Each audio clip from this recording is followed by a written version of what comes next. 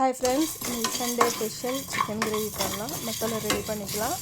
4 spoon தனியா, 1 spoon மிளகு, 1 spoon சீரகம், 1/2 ஸ்பூன் சோம்பு, 1 பட்டை, 3 லவங்கு, 2 ஏலக்காய், 2 காஞ்ச மிளகாய் நல்லா ரோஸ்ட் பண்ணிக்கோங்க.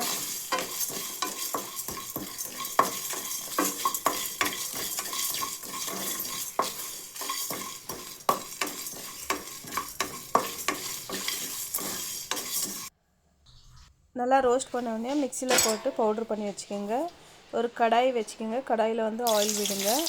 ஆயில் விட்டோடனே 2 வெங்காயம் போட்டு வதக்குங்க.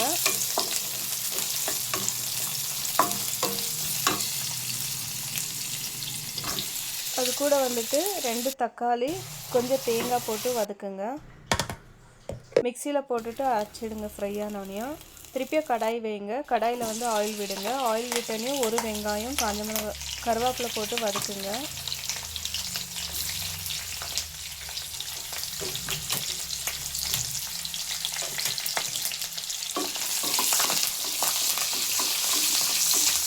வெங்காயம் நல்லா வதங்கணும் கொஞ்சம். அது கூட இஞ்சி பூண்டு பேஸ்ட் போட்டுக்கோங்க. இஞ்சி பூண்டு பேஸ்ட் இல்லைனாக்கா நீங்கள் மசாலையிலே போட்டு அரைச்சிக்கலாம்.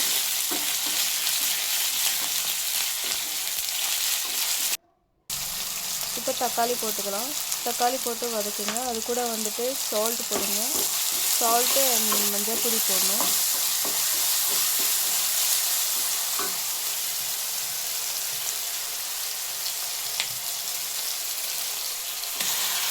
இப்போ என்ன பண்ணுங்கன்னா சிக்கன் போடுங்க.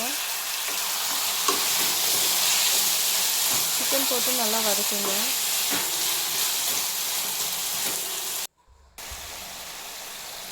மஞ்சப்பொடி போடுங்க. இப்போ நம்ம மசாலா பவுட்ரு பண்ணி வச்சுருந்து அது போடுங்க.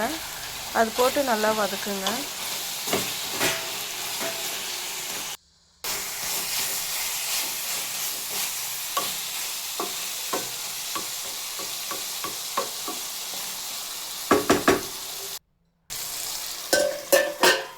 ஒரு 10 மினிட்ஸ் விடுங்க.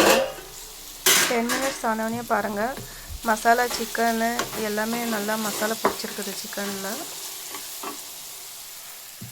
இப்போ நம்ம அரைச்சி வச்ச மசாலையை அதில் ஊற்றலாம்.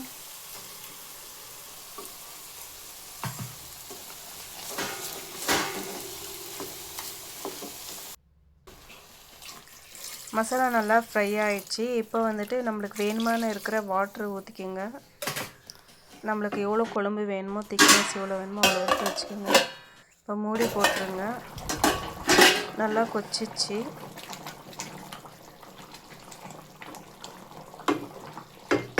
நல்லா கொதிக்க விடுங்க. சிக்கனை ரெடி ஆகிடுச்சு. இப்போ சுட சுட தோசை ஊற்றிக்கலாம். சிக்கன் கிரேவி சாப்பிட்லாம். Sunday special breakfast ready. Please like பண்ணுங்கள், சப்ஸ்கிரைப் பண்ணுங்கள்.